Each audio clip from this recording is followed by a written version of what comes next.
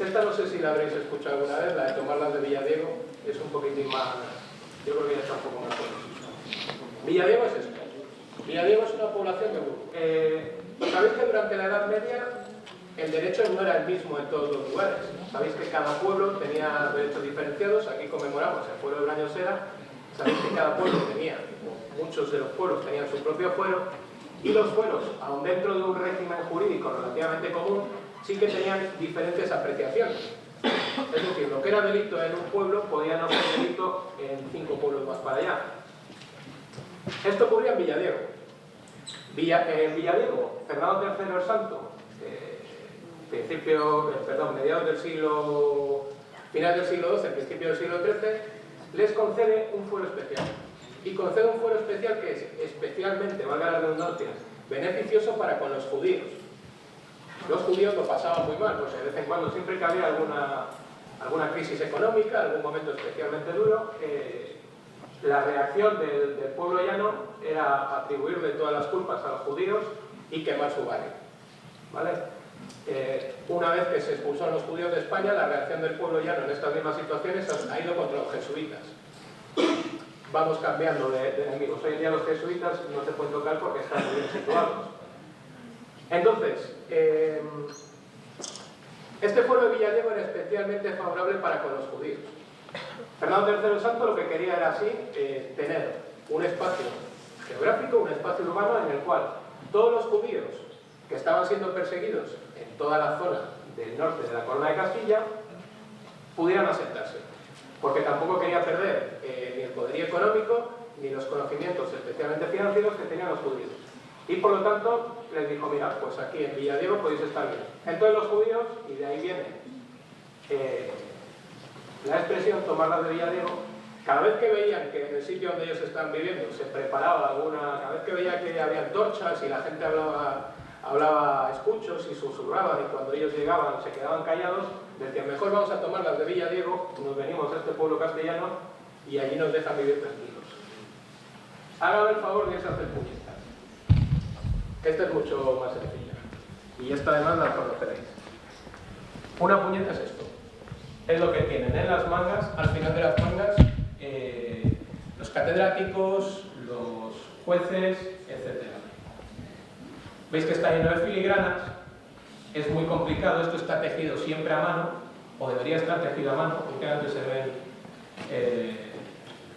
ciertos trajes de este tipo a unos precios que uno no tiene que estén tejidos a mano. Entonces, mandarte a hacer puñetas era algo muy serio, porque hacer esto te exigía mucho tiempo, te exigía muchas horas y te exigía muchísima atención.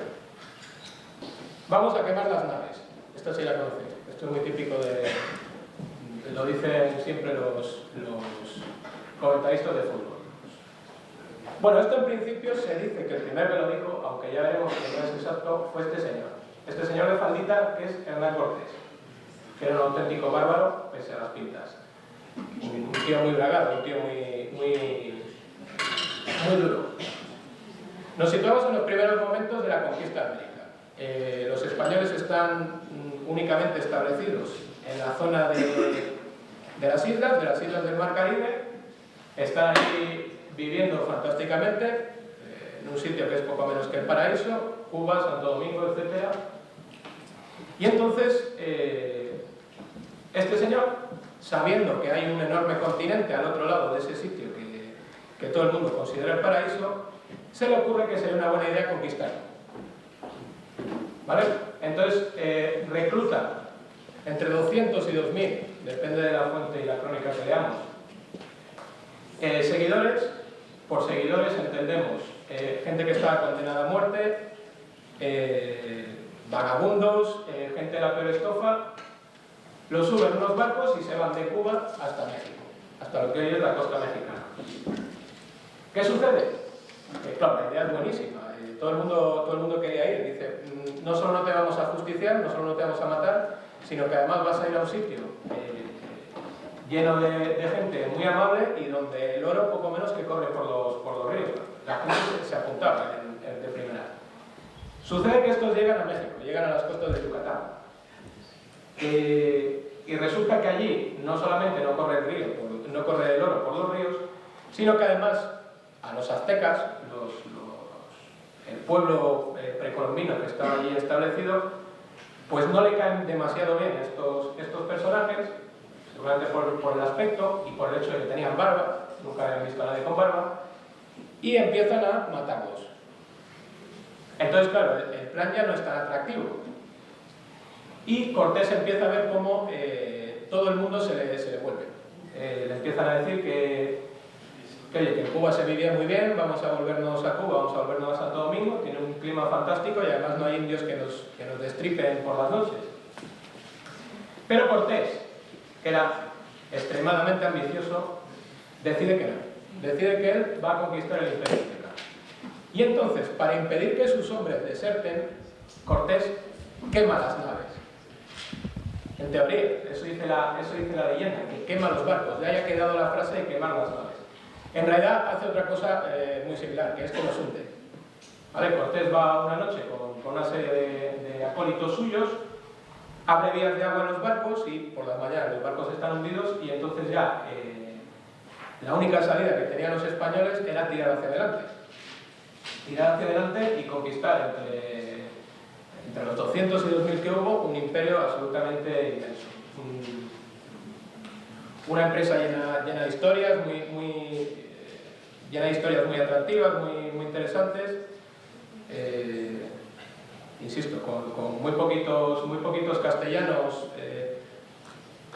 viviendo aventuras de novela de capa y espada por ahí por América, haciendo cosas incomprensibles. Por ejemplo, el origen de la Noche Triste, que seguramente que ya lo hayáis estudiado. La Noche Triste fue un momento en el que los aztecas se cansaron un poquitín de que los castellanos les chulearan, mal dicho, y se pasaron por la espada todos los que pudieron. El origen está en que los aztecas jugaban a un juego parecido al fútbol, que había que meter una pelotita por un aro, una mezcla de fútbol y baloncesto. Los castellanos están viéndolo muy contentos, qué entretenido esto, se podría explotar y tal. Y se llevaron una sorpresa cuando vieron que el equipo que ganaba el partido, se enfrentaban dos equipos, el equipo que ganaba, como premio al mejor jugador de ese equipo, le sacrificaban a los dioses. Entonces los castellanos dijeron, esto es una auténtica barbaridad. Y para corregir esa barbaridad, ese sacrificio de una persona, los castellanos segaron la vida de unos 200. Entonces, una cosa por la otra. Y, insisto, con una completa historieta llena de auténticas visiones de comando, ayudándose mucho de los caballos. Allí en América no había caballos y les asustaba mucho, ayudándose de los perros, la importancia de los perros en la conquista de América. El perro de este señor, que se llamaba Becerrillo, tenía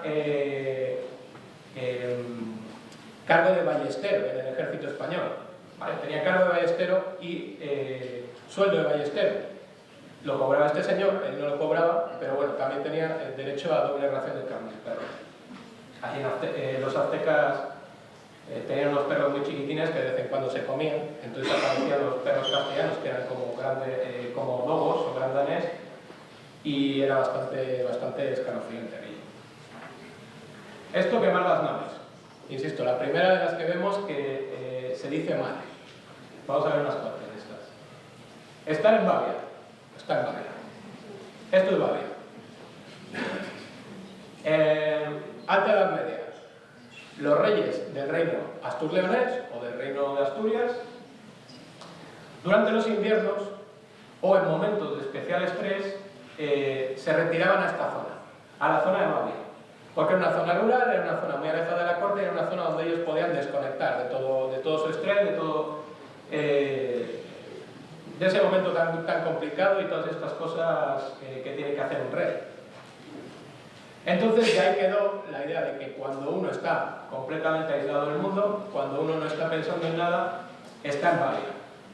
No identificamos siempre el estar en Babia con la institución de la monarquía, sino que es el origen, única y exclusivamente. Luego, diferentes personas a lo largo de la historia, de diferentes instituciones, han estado en Babia de forma muy continua. Esta es de mis preferidas. No sé si la habéis escuchado alguna vez. lo de parece la Biblia en verso, o escribir la Biblia en verso. Bueno, este señor es el que escribió la Biblia en verso. ¿Vale? La Biblia en verso se escribió. Parece de chiste, pero se escribió. Luego veremos de qué manera, luego veremos con qué fárrago y luego veremos los extraordinarios ripios que escribía este personaje. Este es un catalán que estuvo afincado toda su vida en Granada, que se llama José María Carulla. Pobre como las ratas y con más de 500 libros publicados. Ninguno le sirvió para salir del pobre, insisto. Este vivía de las limosnas que les daban sus amigos. Entonces esta persona, que él se llamaba a sí mismo poeta, y según dicen los que le escuchaban, el apelativo era algo excesivo, se le ocurrió que para que todo el mundo tuviera un acceso más sencillo a las Sagradas Escrituras, lo mejor sería ponerlas en verso, escribir la Biblia en verso. Y con nada de pereza en la mano, se puso a escribir. Y escribió hasta 4 libros. El Génesis, el Éxodo, el libro de Tobías, y el libro de Judí. Este hombre vivió a finales del siglo XIX, principios del XX. Escribió 4 libros de la Biblia en verso. Cambió un poquito del principio, ya sabéis que el principio de la Biblia es... en el principio estaban las tinieblas y Dios dijo hágase la luz. Este cambió un poquito al principio y el principio de su Biblia en verso, el primer ripio, el primer pareado del Génesis, las voy a leer 3 porque a mí me gusta mucho y este señor me hace mucha gracia. Nuestro Señor Jesucristo nació en un pesebre. Donde menos se espera va y salta la liebre. ¿Vale? Tenía otros, uno que a mí me hace especial gracia, que es Jeroboam, muy potente, engendró a Eliezer alegremente. Que bueno, es mucho suponer. Es mucho suponer. La verdad es que estas partes de la Biblia no son especialmente densas. Y luego ya, por último, tengo otro apuntado, insisto, imaginaos cientos de páginas a este ritmo. Estos son los buenos, los que hemos sacado por buenos, ¿vale? El tercero que he sacado es, con traje de tertulia, salió Judí del pueblo de Betulia. Pues el tío era un genio, era un auténtico genio de esta cosa. Su Biblia en verso era tan grande que la tenía que llevar en carro. Tenía que llevarla empujando en carro, porque comprendía cientos de libros. Él había versificado 4 libros de la Biblia, pero claro, le habían salido miles de cuartillas. Entonces este hombre, cuando lo hizo, tenía muy poca conciencia de lo que era realmente su talento, su calidad como poeta, y pensó que sería una idea buenísima llevarle la Biblia en verso al Papa. Y entonces se fue, recorrió andando todo el camino entre Granada y Roma con su carrito, con la Biblia en verso, y llegó al Vaticano. Allí, seguramente el Papa estaba ya avisado de que había un pirado a la altura de Génova que estaba bajando con un carrito lleno de libros, y el Papa no le recibe el camarlengo. Es un mayordomo, un segundo a bordo, por así decirlo. Bueno, el camarlengo recoge allí los libros, le dice que sí, que bueno, que su santidad los verá, que está muy emocionado con ellos, y le devuelve a Granada. El caso es que le dan una medalla por los servicios prestados a la Iglesia. Y hoy en día tiene también una calle en Granada y tiene bastante fama en Granada. Todo el mundo se sabe la historia del señor, de este José María Carulla, que hizo la Biblia en verso, lo cual no obsta para que, como os digo, muriera en la indigencia, un poco más o menos. Por cierto, vestía siempre así, ¿vale?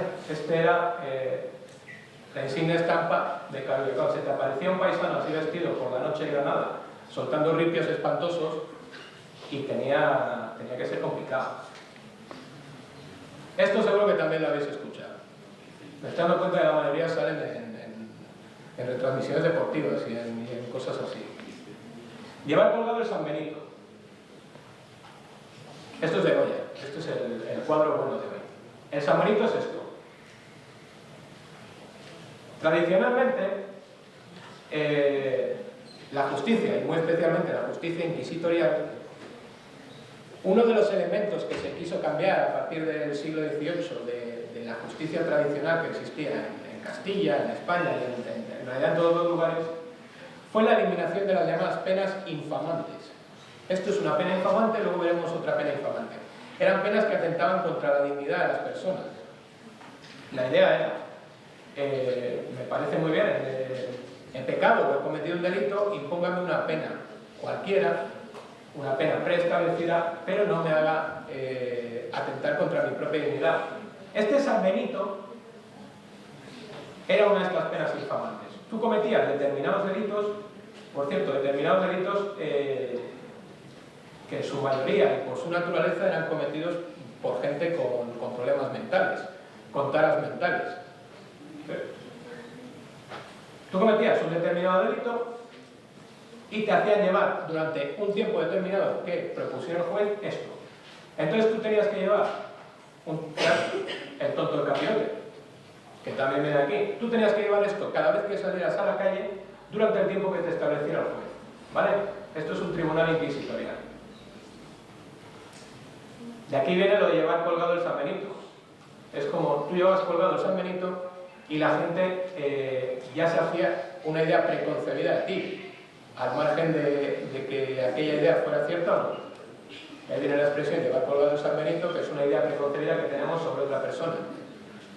Otro delito infamante, mejor dicho, otra pena infamante, la picota. Estar en la picota. Esto también lo habréis escuchado alguna vez. Una picota es esto. ¿Qué es una picota? La picota se ponía habitualmente, principalmente durante la Edad Media. Era una columna con esta forma. Luego os comentaré la leyenda del falso origen de la picota. Pero bueno, esto es otra picota. Una columna con esta forma que se situaba durante la Edad Media a la entrada de los pueblos.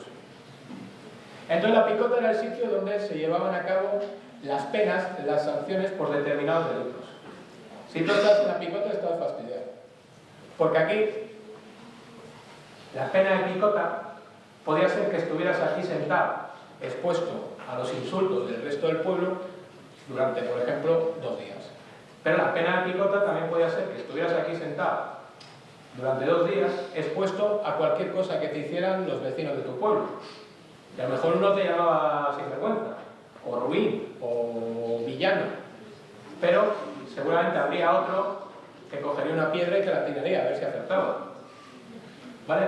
Esto es una picota, insisto, está a la entrada de los pueblos. Esto es la picota de Pesquera, en Cantabria. A la entrada de muchos pueblos podéis ver este tipo de cosas. Esto es una picota y además se aprovechó y es un rollo jurisdiccional.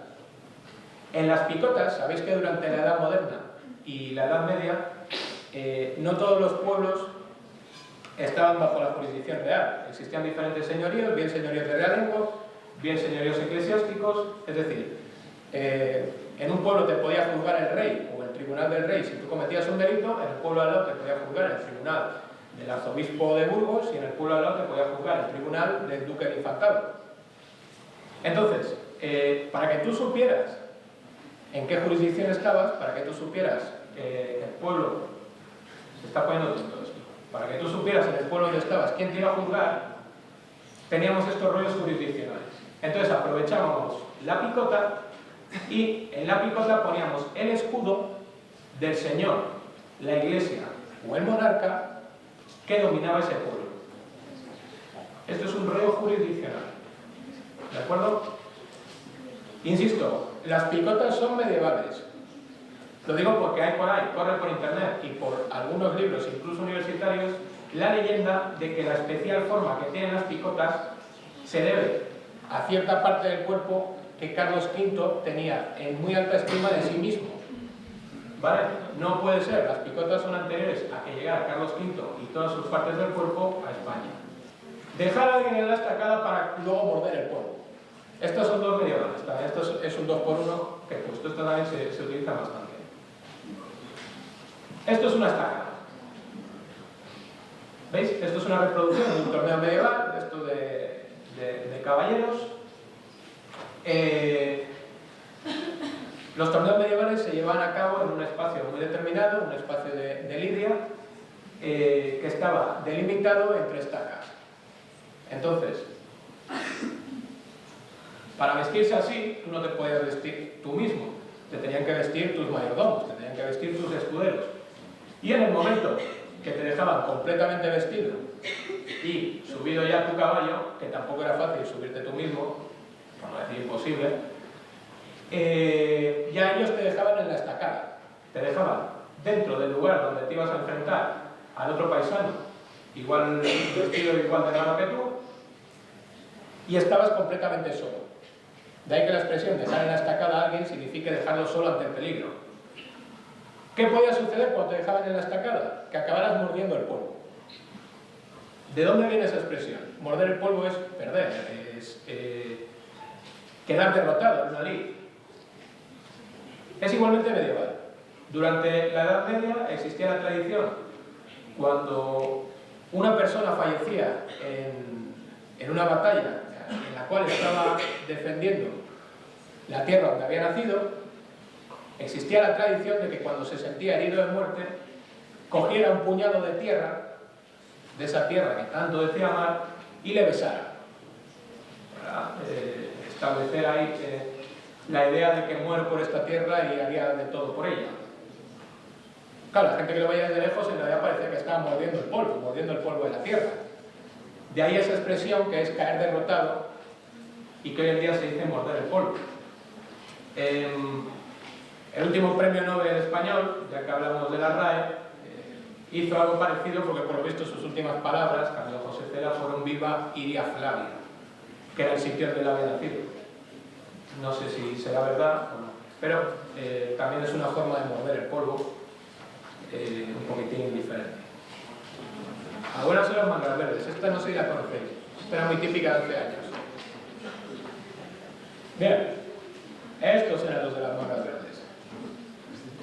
Durante la Edad Media empiezan a aparecer diferentes cuerpos de policía rural. El más importante de estos cuerpos de policía rural lo crearán los Reyes Católicos y será la Santa Hermandad. Esto era un ballestero de la Santa Hermandad. Se denominaba ballestero por las ballestas. La Santa Hermandad, insisto, era un cuerpo destinado a velar por la seguridad y a resolver los delitos que se hubieran cometido en descampados, en despoblados. Y vestían de esta forma, con este jubón, las calzas rojas y las mangas verdes. ¿Qué sucede? Que por lo visto, según dice la tradición, según dice la anécdota,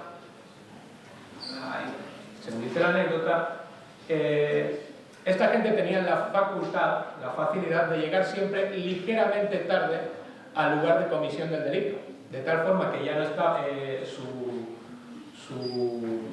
máxima atribución, ya no era impedir la comisión del delito, sino investigarlo.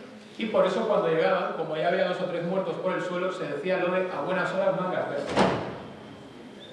El que quiere identificar toda esta descripción, las mangas verdes y el cuerpo de seguridad rural con la Guardia Civil, yo lo voy a negar siempre. Pero estos serán los guardias civiles de la Edad Media y la Edad Moderna, ya lo dije. Vete a la porra. Esta, los que hayáis leído la de la Criste, seguro que la sabéis. Bueno, estos son los tercios. Esta es la bandera de los tercios. Ya sabéis que la bandera actual de España data de Carlos III, es relativamente moderna, y anteriormente los españoles, los castellanos, los aragoneses, cuando salían a Europa o cuando iban a América y querían hacerse distinguir con una bandera, llevaban esta bandera. Esta es la bandera de una cruz borgoñona, la bandera de los Habsburgo. ¿De acuerdo? Seguramente la bandera que represente a lo que actualmente es España más antigua. Y estos eran los tercios, que eran un grupo de tropas de élite, aunque la mayoría no venían precisamente de la alta hidalguía, que sembró completamente el terror en Europa durante 150 años. Estos eran una especie de marines de la época. Los tercios se dividían en diferentes tercios, en tercios viejos. Y al frente de cada uno de estos tercios viejos se situaba un sargento mayor. El sargento mayor llevaba para hacer posar bien a los tercios, a los soldados, para llevar el ritmo de la marcha, para hacerse entender, llevaba siempre una vara de mando, una porra, ¿vale? A nivel administrativo, esta misma vara también existía. Si habéis estudiado algo, si alguien os ha comentado algo de Historia Institucional de Cantabria, sabréis que la zona de las 4 villas se denominaba en el siglo XVIII Bastón de Laredo. Era Bastón de Laredo porque el que mandaba tenía el bastón de mando. Bueno, pues esto en los tercios, que era un sitio peligroso, era un sitio muy duro, llevaba una vara, una porra, se llamaba porra. Entonces, al final de un día de marcha, el sargento clavaba una porra en el suelo, clavaba su porra en el suelo, y a partir de ese lugar era donde se acampaba, en círculos concéntricos. Alrededor de la porra se ponía la bandera del tercio, ¿vale?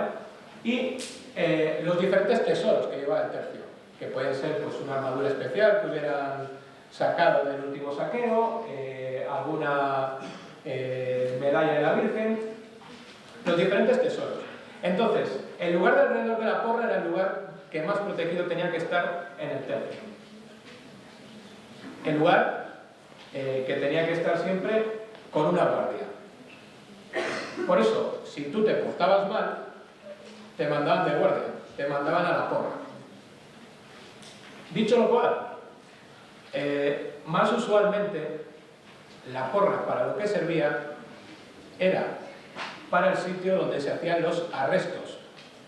Cuando los tercios estaban en campo abierto, no existía una cárcel, no existía un calabozo, y cuando alguien se pasaba listo y le queríamos tener arrestado, qué mejor lugar que la porra, que era el sitio que estaba en el centro de todo el campamento, los tercios. Mal se tiene que dar para que el que está arrestado, si quiere fugarse, no dé a alguien la voz de alarma. Entonces, si tú te pasabas de listo, te cogía el sargento mayor y te decía, vete a la porra, quedas arrestado. El que se fue a Sevilla perdió su silla. ¿Esto lo habéis escuchado? Esta también está mal. ¿Vale? Es este señor. Siglo XV. Insisto, está mal, ¿eh? No es como se dice, no es el que se fue a Sevilla perdió su silla, sino el que se fue de Sevilla. Siglo XV. Este señor es Alonso I de Fonseca. Este hombre era arzobispo en Sevilla. Ya sabéis que durante la Edad Media, la Baja Edad Media y la Edad Moderna, las dignidades eclesiásticas eran más políticas que otra cosa. Quiero decir, las grandes familias situaban a sus vástagos en las mejores plazas eclesiásticas. Y era tan importante ser arzobispo de Sevilla como ser corregidor de Sevilla, que sería alcalde. Entonces este hombre, insisto, era arzobispo de Sevilla y pensó que estaría bien que su sobrino, que era Alonso II de Fonseca, este era Alonso I de Fonseca, no me voy a extender con el primero y el segundo porque os digáis, pero bueno, pensó que estaría bien que su sobrino fuera arzobispo de Santiago de Compostela y así ir colocando un poco a la familia para que aumentáramos nuestro poder. ¿Qué sucede? Que Castilla estaba en guerra en aquel momento, la guerra entre Isabel de Castilla y Juana Beltraneja. Y no era tan fácil que lo que uno decía se hiciera cumplir a 900 kilómetros de distancia, y ni siquiera era tan fácil cruzar Castilla en aquel momento, dependiendo de por qué sitios y con qué banderas fueras. De tal forma que el sobrino de este señor nunca llegó a tomar la plaza de arzobispo en Compostela. Y este, que era un tío muy decidido, ni corto ni perezoso, cogió él mismo el carro y para no perder esa plaza para su familia, dijo, vamos a hacer una cosa, yo, que tengo más apoyos que tú, me voy a Santiago de Compostela, yo soy arzobispo de Santiago de Compostela, tú te quedas como arzobispo de Sevilla y cuando se firme la paz y todo esto se normalice y volvamos a ser una de las familias más prestigiosas del reino, nos cambiamos. Yo me vuelvo a Sevilla, que aquí vivo muy bien, hace muy buen tiempo, y tú te vas a Santiago de Compostela. Sucedió tal cual. El sobrino de este, arzobispo en Sevilla, y este arzobispo en Santiago de Compostela. Se firma la paz, estos pasan a ser una de las familias principales del reino, y este se lo dice al sobrino. le dice, oye, que vamos a hacer el cambio, tú te vas a Santiago y yo me voy a Sevilla. Y entonces el sobrino es cuando le dice lo de, el que se fue de Sevilla perdió su silla. El sobrino le dice que no es, que él se queda en Sevilla, que está muy bien, que sí que es verdad, huele a azahar y tal, y no quiere irme a Santiago de Compostela. Al final todo se resuelve por intervención de los reyes católicos y por intervención del Papa de la época. Por intervención del Papa de la época, esto fue muy importante. Y este señor al final acaba siendo otra vez arzobispo de Sevilla y su sobrino arzobispo de Santiago de Compostela. Pero esto le he traído lo que me parece especialmente interesante, porque hoy es absolutamente imposible que la gente ya lo diga bien. Es el que se fue a Sevilla perdió su silla y ya no hay más. Es imposible, por mucho que sepamos el origen, es imposible que lo sepamos, que lo digamos bien. Es el mismo ejemplo que el de buscarle 3 pies al gato, que eso también lo habréis escuchado miles de veces. Es una frase que no tiene ningún tipo de sentido. Como todos los gatos tienen 3 pies o 3 patas. La frase original es buscarle el traspiés al gato. Pues los gatos ya sabéis que por muchas patadas les pegues, siempre caen de pies. Entonces, la frase original es esa. Es más difícil buscar el 3 pies al gato, es buscar algo que sea muy complicado, algo muy determinado. La frase original es buscarle el traspiés al gato. Bueno, pues es imposible. Es imposible.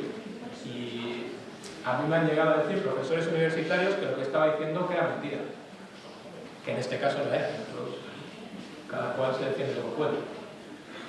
Y ya por último, vamos, he soltado un rollo corto. Valer un Potosí o valer un comino. Este igual sí que no lo habéis escuchado porque este cada vez se dice menos. ¿Qué es un Potosí y qué es un comino? Vais a ver cómo han cambiado las cosas a lo largo de la historia, ¿eh?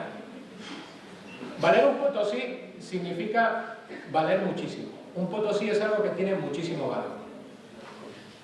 Esto es Potosí. Esto está en Bolivia. ¿Vale? Y esto de aquí detrás es el cerro de Potosí, el cerro rico de Potosí, que cuando estuvieron allí los españoles, siglo XVI y XVII, estaba completamente lleno de plata. ¿Vale? Entonces, valer un Potosí era valer muchísimo, porque Potosí estaba completamente lleno de plata. Ayer he estado consultando un poquitín cómo está Potosí hoy en día, cómo está el cerro de Potosí. Se siguen extrayendo minerales, pero ya plata ya no queda. Eso se lo cogieron todos los españoles. Ahora se extrae bauxita, se extrae diorita, pero plata ya no queda. ¿Vale? Esto significa valer mucho, tener muchísimo valor. Lo contrario de valer mucho, lo contrario de valer un Potosí, valer un comino. Comino es esto. Es una isla que está en Malta. ¿Vale? Malta formó parte de la corona española, de hecho, aunque no de derecho, desde Carlos V. Carlos V invade Malta, mejor dicho, libera Malta de la invasión de los turcos y deja establecerse allí, o deja que sigan ahí establecidos los caballeros de la Orden de Malta, que llevan allí 200 años. Los caballeros de la Orden de Malta fueron uno de estos grupos de estas órdenes de caballería que nacen con las cruzadas, como los templarios. Entonces, esta gente nace con la intención de establecer mayor seguridad en Tierra Santa, y cuando Saladino reconquista para los musulmanes Tierra Santa, estos caballeros de la Orden de Malta, los caballeros de la Orden de San Juan, los hospitalarios, los templarios, fueron directamente a Francia, pero el resto fueron cruzando de isla en isla según les iban atizando los musulmanes. Entonces, primero estuvieron en Jerusalén. Cuando Saladino reconquista en Jerusalén, van a Acre, que ya está en la costa. Saladino se calza a Acre. Estos pasan a Chipre, pasan los musulmanes a Chipre. Estos van huyendo, y además estos tienen la gracia de que su nombre lleva a todos estos lugares. Son los caballeros de la Sagrada Orden de Malta, de Jerusalén, de Acre, de Chipre. Entonces es gente que cuando firman tienen todas sus derrotas seguidas. Es una cosa bastante curiosa.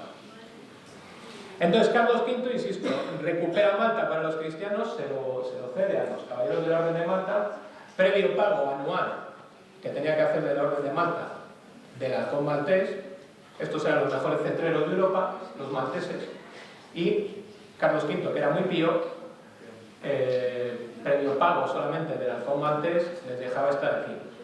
Entonces, Malta tenía una isla principal con capital en La Valeta y luego tenía diferentes islas pequeñitas. Esto miro pequeñita que es, porque si veis aquí la estela del barco, por eso he escogido esta foto, veis que esto es muy pequeñito.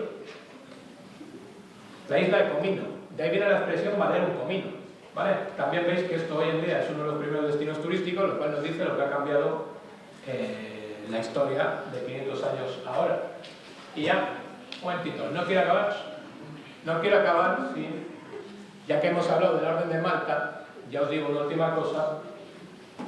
La Orden de Malta sigue existiendo hoy en día como país independiente. Malta existe como país independiente, forma parte de la Unión Europea, pero la Orden de los Caballeros de Malta es un país independiente con soberanía reconocida. Y tiene la particularidad de ser el único país que tiene una embajada que es más grande en extensión que el propio país.